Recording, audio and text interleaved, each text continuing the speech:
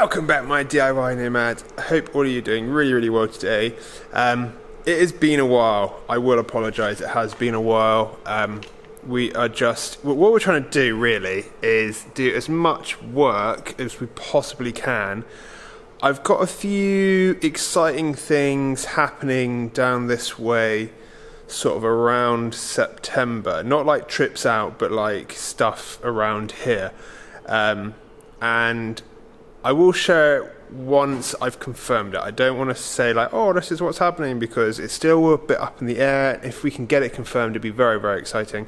But anyway, on with the video. I thought I'd come back with something rather exciting. I got recommended this product by, told about this product by a guy called Sean that I met at the Campervan Festival we were recently at. He's got a YouTube channel, Sean Watts UK. I'll link it in the description below. It is an attachment for your Chinese diesel heater, or shall we say the 2 kilowatt or 5 kilowatt diesel space heaters that you get, and it allows you to get hot water off them. I've seen it mentioned so many times, like, why is the exhaust heat being wasted? Well, actually, this doesn't use the exhaust heat, this uses the hot air, but in a very clever way. Right, I apologise, a little bit messy, but it's just because that pipe's there. This is really what you get in the kit. You get some piping here for use with the little pump up here, the hot water pump here. So this is all in the kit. And then some little hose attachments, 2 little 12 volt sort of temperature control units, 2 ducting pieces that attach to your heat exchanger here, and I'll explain this bit and the cable at the back there are the extras, including those bits, and then along with a bunch of pipe hose clips. And then I also got the 12 litre tank. There is also an 18 litre tank, but I got the 12 litre. But really this is just a basic water tank that I think they got probably from somewhere like Tanks Direct, so you could probably get your own tank if you wanted an insulated one. And then I also added onto that the diverter valve with an 850mm cable, and the cable allows you to move this little door that's inside this unit. So if we look at this from above, this is like the cut through, as it were. So there's the bottom half of this diverter, and then this door that is controlled by that cable. This is the hot air coming in from the actual diesel heater itself. Now this means that you can, in theory, have this tube going off to heat the cab of your van, and this to go through the heat exchanger to give you hot water. So you can either choose to give yourself just hot water, or just heat the van, or do both and anywhere sort of in between, which is really useful. And it's not that much extra to add onto the kit. So if this turns out to be a pretty good product and you are interested, I'd definitely advise you get this little diverter valve, because it means that you can have all of it built in. And for instance, if it's the summer and you only want hot water, you can just keep that side open, not even heat the van at all, just leave it like that. So let's put this kit together and show you working with an actual diesel heater. I'll try and show you a few bits going together, but really this is the diverter valve, and the door, it has one longer prong than the other one. Now it doesn't really matter which way in this goes, because both these sides are the same piece. So you just put it through one,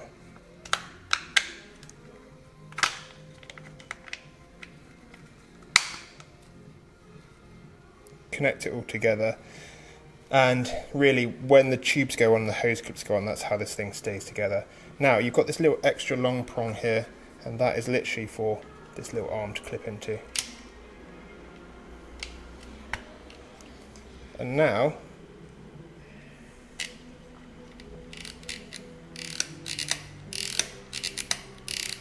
with the heat exchanger, you just screw on those 2 ducting adapters, and they literally just both screw on with those 4 little tiny screws that come in the kit.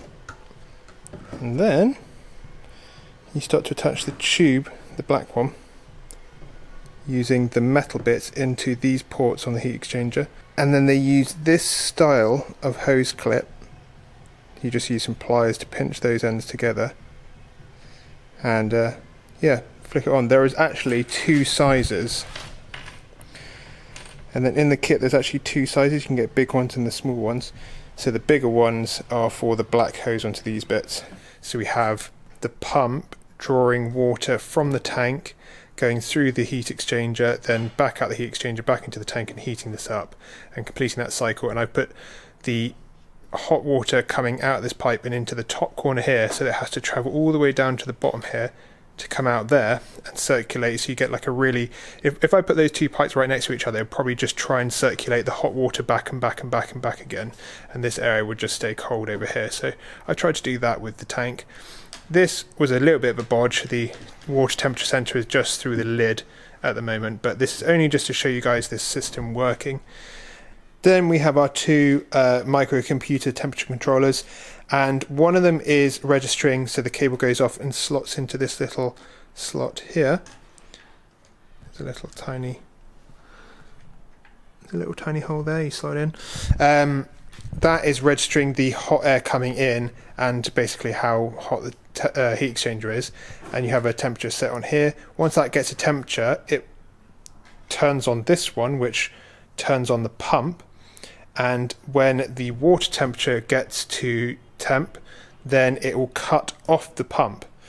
In theory, really clever system. Let's go try it out. I'm just going to rig up a really bodge for like a diesel heater just to show you this working, and then we'll show hot water going into the tank. The other thing I should say is, because this is just a bog standard tank, there's no insulation on it, so you might want to surround it with PIR board or your own insulation, just so that if you want to keep that hot water hotter for longer, you can. There is an instruction manual with a wiring diagram, which is probably a bit clearer. Actually, it is a lot clearer. That should come with the Bobil kit, but I'll show you this just in case anyway. So you've got the back side, and this is our air temperature one, and then this is going to be the water temperature one. So the sensor of this one goes onto the heat exchanger hole. On the back here we have the positive and the negative, signal 1, signal 2. So we have power in, negative out, and then basically the electronic switch, signal 1 and signal 2, that is the switch that's controlled by this little unit. So we want to wire this so that the positive through a fuse comes from the battery, goes into the positive on this side, and also onto signal 1 or S1. Then off to the battery. Negative terminal of the battery, into the ground here, and also into the ground here. Now, as I mentioned before, the positive from the battery doesn't just go into the positive on the back here, but it also goes on to S1. That power is turned on when all the parameter settings are met in here, and goes off on S2. So then we want to follow the green wire, and this S2 connects up to S1 and the positive on this controller. Then the ground or negative is, as we mentioned before, connected to the ground on here, but also the ground of the water pump. And then the positive of the water pump is connected to S2. Now, that can and will look very confusing to quite a few people, so I'll show you this. This is the wiring diagram from Bobil Vans, and this lays it out a bit more neatly and cleanly. One other thing I need to add here is that one thing that caught me out the first time I tried the experiment was that the heater temperature controller, one of them, was set on the heating variant rather than the cooling variant, or the cooling variant rather than the heating variant. So within the settings you can switch this. So I set the water temperature to be at 40 degrees, so I wanted the pump to come on and keep pushing water until it hit 40 degrees, then shut off. But it was in the reverse setting, which means that it thought that the sensor temperature of 27 degrees, which is what the water was starting at, was cooler than what my 40 degrees was, so it had done its job, so it wasn't switching on the pump. So I had to just go into the menu, hold down set on the menu, and then it just came up with an H, and I pressed the up and it went to a C, or it was the other way around. Once I'd done that and let it just timed out of the menu, it set on, and it was trying to then turn the pump on until it got 40 degrees and then cut the pump out rather than the other way around. Right, so excuse the very rudimentary setup, but we have my diesel heater, which is just warming up right now. And no, that isn't petrol, it's diesel in a petrol tank, before anyone says anything. And yes, the pipe is being held in by a screwdriver, so yeah, this is how rudimentary we're going. But everything's running, and in theory the hot air will come in, get heated in the diesel heater, run down this pipe, and I've got it just going through the heat exchanger, so we're just looking for hot water at the moment. But if you had it split or going the other way, that would be the hot air into the van.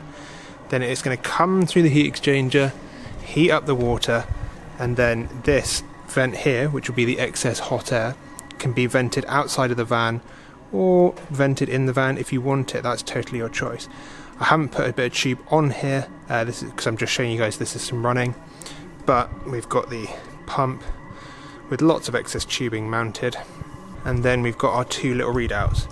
Now you could obviously have a switch to turn this all on, which is what they do in Bobil Vans video. I'll link it in the description below.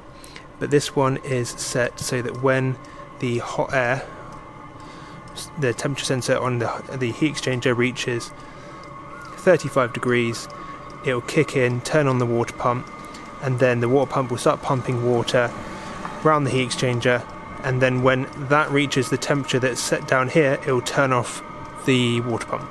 So you can see already that's the temperature inside the heat exchanger already going up. Sorry, so I've just adjusted it so when it hits 40 degrees on the heat exchanger, the water pump should come on. So we're getting to that point now. Right, so the temperature controller reached its temperature set mark here. Turn this one on. It does, okay, so just when you do this your first time, you're probably going to be watching it. This will hit the temperature and then it takes maybe 5 to 10 seconds for this one to actually click on. So don't worry, just be patient, it will click back on. But now, my pump is going to be pumping water until this temperature goes to the set temperature. So I'm going to quickly change it now. If we take this up to 40 degrees,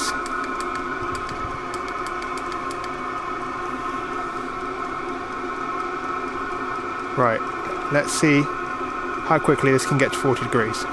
I also just added this little bit of a U-bend of a pipe to stop the hot air hitting these pipes and giving it distorted reading. Right guys, we are getting close to the 40 degree mark. We're at about 9 minutes 10. Here we go.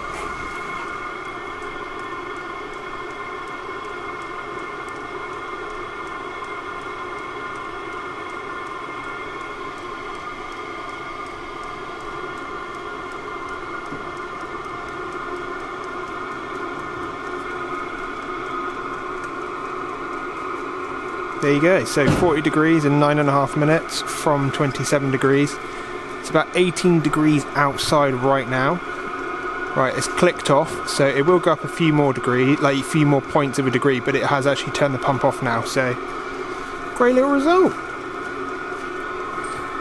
Yeah, got a tank of hot water, well, warmish water. Right, so, an overview. What do I think? I think really, Bobil Vans, you get a big boy thumbs up. That is such a cracking thing to bring to the market. So what's really impressive is that 220 quid and I got that whole kit there. That includes the diverter valve, and that is the 60mm ducting with the large heat exchanger. I don't think there's really much of a price difference whether you go 75mm ducting or 60mm ducting, but fantastic. So with the price of those diesel heaters right now on eBay, about 80 quid-ish, they do vary a little bit. For about £300 you can have hot air and hot water in a camper van. I know it's not going to be as integrated as a Truma or any other proper dedicated system like that, but that's the whole point of getting it for cheaper. You have to do a little bit more work. It doesn't look as flash, it's a little bit more scrappy, but it does work.